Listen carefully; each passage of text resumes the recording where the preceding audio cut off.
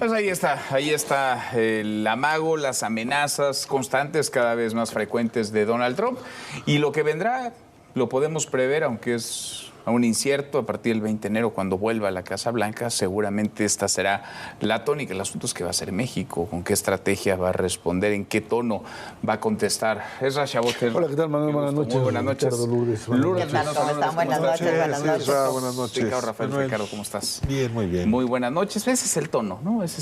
de Donald Trump, el amago, la amenaza, y a veces cumple, a veces no. Pero a veces sí. La advertencia estaba puesta, ¿no? Es cierto que no es lo mismo que se dice cuando es candidato que cuando ya eres presidente electo. Pero lo que para mí sí fue una sorpresa, porque pues, la primera vez que lo ensaya es el tono de la presidenta mexicana. O sea, en la mañanera, pues sí alcanzamos a escuchar un tono, yo diría bien manejado, ¿no? Primer asunto, en materia de fentanilo vamos a cooperar todo lo que nos pidan, ¿no?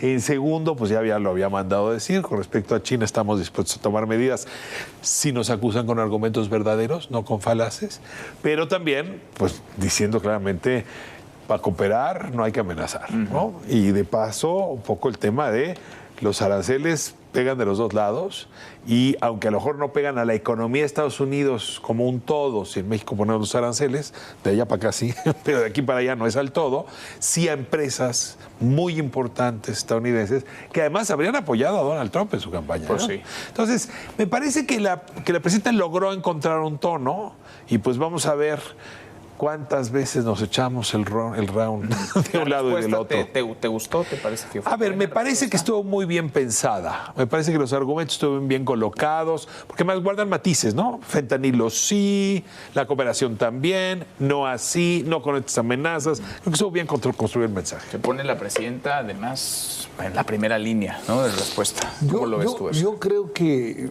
no puedo contar el chiste aquí, pero luego se los cuento, pero Vamos, cuéntanos. No. Dejaste la audiencia fuera de nuestra fiesta. Me voy a quedar sin tele para nada. No, mira, creo que pase lo que pase o te vistas como te vistas, finalmente la figura de Trump o lo que está haciendo Trump te va a dañar. O sea, no hay forma que si la presidenta empiezan las discusiones, que haber contestado de otra manera, que tendría que haber no tomado ese lenguaje, etcétera. A mí me parece que finalmente, ahora sí, en este momento, el asunto está de la cancha del otro lado. Porque, a ver, se te va el peso, se te dispara el peso, porque es obvio que una situación como la que está manejando Trump es una situación de chantaje. O sea, está jugando al chantaje. No es un tema solo de que ideológicamente es proteccionista y a mí me encantan los aranceles. Es aquí, yo mando, tú obedeces y tú me resuelves el problema. ¿Cómo le hagas? Es tu problema. Y tú eres culpable de todos los males de este lado. Todos son Por eso tú culpables.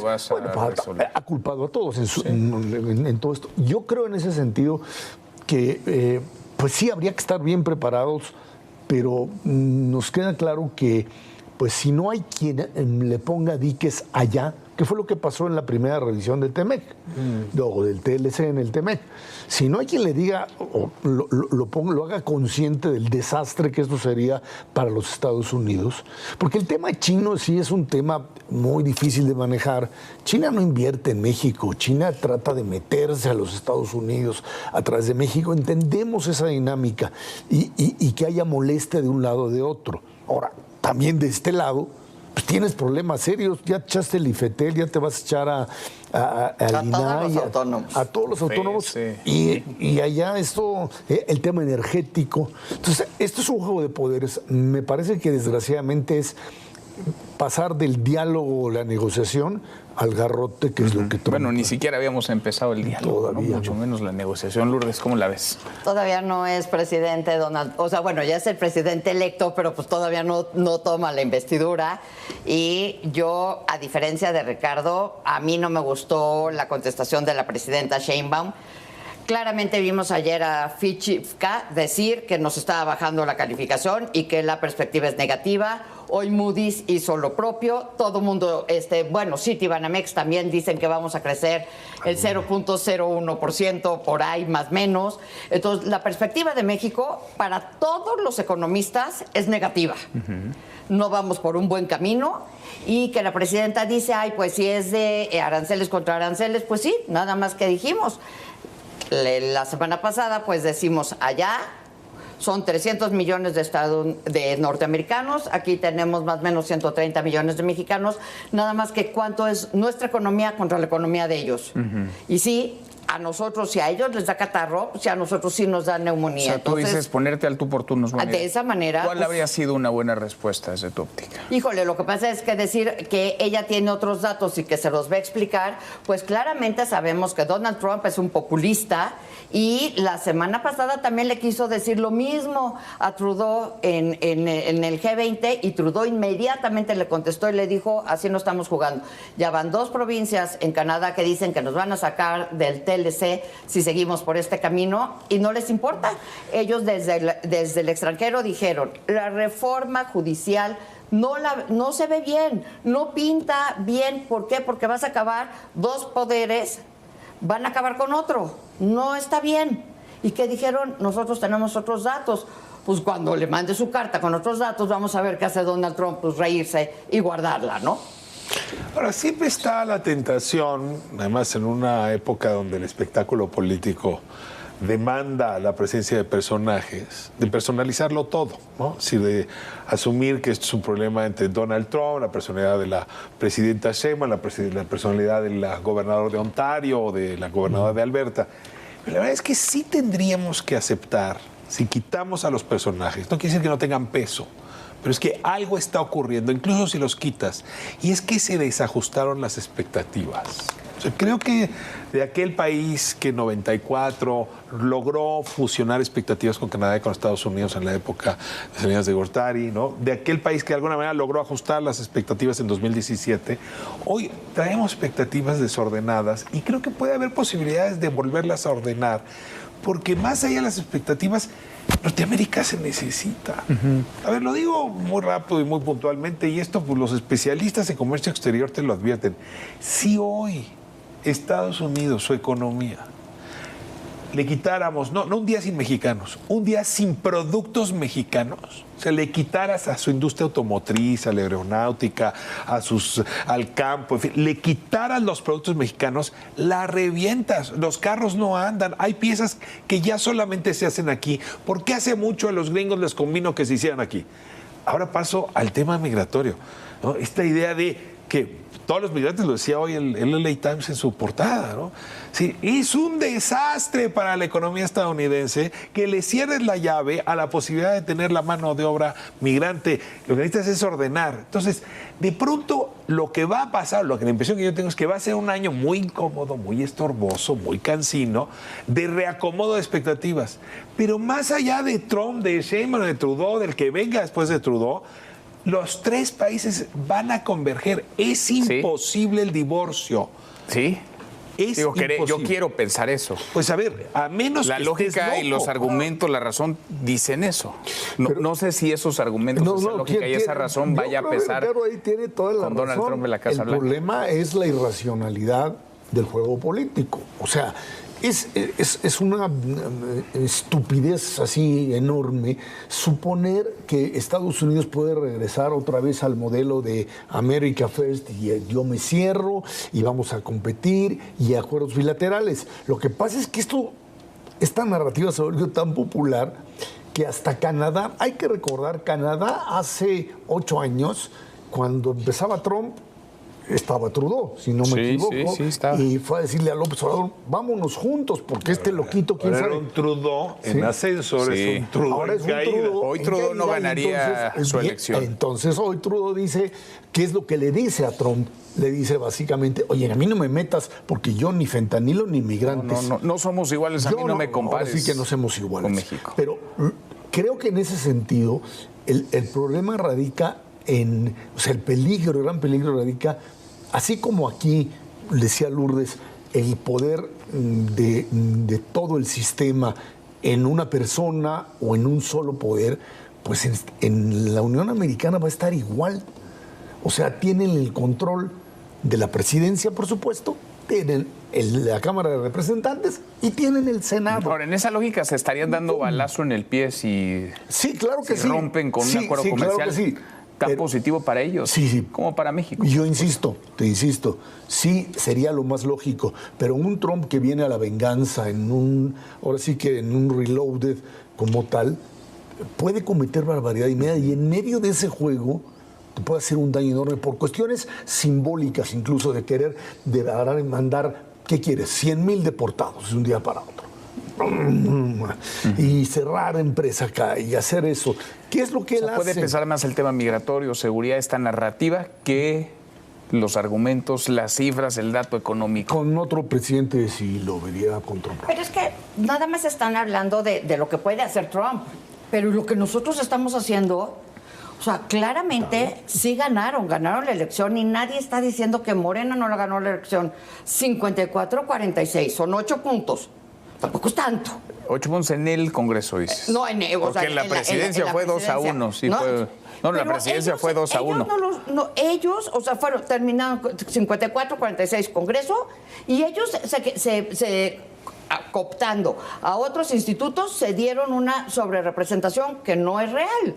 Y que no están, pero más allá de eso, ellos están haciendo lo que quieren y en el Tratado de Libre Comercio claramente se dice, tienes que tener un IFETEL, tenías que tener el tema de transparencia, que ellos también estuvieron desde el 90 hasta hace unos días, pugnando por la transparencia y pugnando por el INAI. Nada más llegaron y pues como no es lo mismo ser borracho que cantinero, pues echaste para atrás todos esos. Esas eran reglas también que tenías tú como socio en el TEMEC. Vas al G20 y empiezas a platicar de que hay que darnos besos y abrazos y que hemos plantado 1,000 arbolitos y se les olvidó decir lo que han devastado con el Tren Maya. Y luego dice que hay que voltear a ver a América Latina. Pues México hoy nos parecemos más a América Latina que al Tratado de Libre Comercio que tenemos con nuestros dos socios.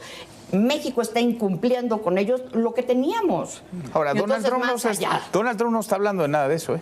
O sea, Donald Trump no ha dicho ni la reforma al Poder Judicial, ni los órganos autónomos. Pero ya te lo dijo. Donald Trump está hablando migración, vienen aquí y se meten pero el mundo económico ya te por nuestra frontera. Ya te dijeron seguridad, que el año que entra nos mandan fentanilo y acá tenemos un problema de el año que entra y no vamos empleo en términos económicos por un mal acuerdo comercial. Esos son los argumentos de Trump. Digo, tú podrás tener otros y otros podremos tener. Sí, pero yo los que te estoy diciendo son de pero Trump no ha puesto de IPCA, de Fitch IPCA, de Moody's, de Citibanamex, que nos dicen que no vamos por un buen camino. Yo creo que, yo creo que el asunto está más en función o que lo que puede llegar a contener es el propio mercado como tal.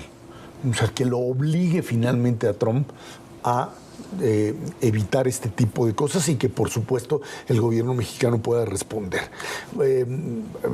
Que los sectores automotrices le paren la industria porque no pueden sin los productos mexicanos, sin las refacciones, que el tema del tipo de cambio mexicano tampoco les conviene un peso devaluado a niveles mayores porque entonces entran en un problema precisamente en la zona fronteriza. Locuras de ponerles impuestos a las remesas no funciona. Todavía la institucionalidad norteamericana es mucho más fuerte que, por supuesto, lo que había en México. En eso coincido con Lourdes. O aquí reajustas para tratar de mostrar que estás aplicando reglas del juego que son válidas para los tres, o simplemente del otro lado pues lo van a utilizar como el mecanismo para tratar de destruir absolutamente todo. A ver, Ricardo. Y le preguntaba a Daniel Kahneman, a lo mejor lo ubican, este psicólogo que ganó el premio Nobel, porque justamente estudiaba la racionalidad, profesor en la Universidad Hebrea de Jerusalén. Decía que si él pudiera corregir algo en el ser humano, ¿qué corregiría? Yo lo único que le quitaría al ser humano es la estupidez. Y es que en efecto, pues el riesgo es que lo que está diciendo la mesa se vuelva definitivo o definitorio y sea la estupidez la que gobierne. Con todo, la estupidez nunca dura demasiado, ¿no? Pero hace mucho Porque daño. Si algo, por cierto, el propio Cunningham trabajaba, era como, en efecto, las muchas inteligencias acaban normando el comportamiento general de los gobiernos y de las sociedades. Y en este sentido, sí, más bien habrá que ver hacia dónde va a colocarse el peso de lo racional. Y viene a colación esto que estoy diciendo con algo que le dijeron a los negociadores mexicanos cuando llegó López Obrador y cerró el Temec. Le decían a Alfonso Romo y a los demás, a ver, esto no es un asunto de libre comercio, esto es un tema de seguridad nacional. Y a veces nos olvida eso, que el Temec no es un tema para Estados Unidos, esencialmente económico. Si no hubiese Temec, México se puede volver un problema muy serio de seguridad nacional. Y en ese sentido es donde nosotros tendríamos que estar poniendo el acento, porque ahí sí, la verdad, no creo que les tenga, difiero a ustedes, no creo que les tenga interesados la COFES, el IFT, ni los jueces.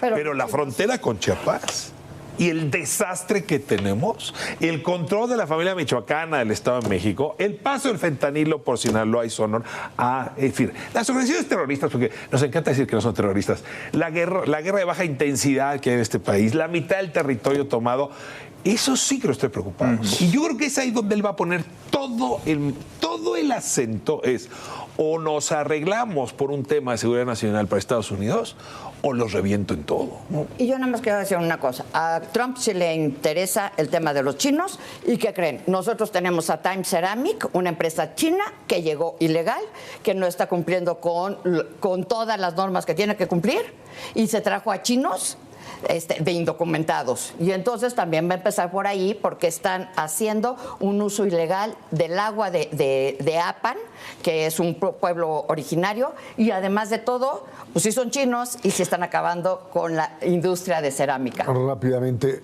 creo que los instrumentos de libre comercio o de lucha contra el libre comercio le van a servir a Trump para la otra agenda, que es migración y es fentanilo. Total. Y ese es el tema.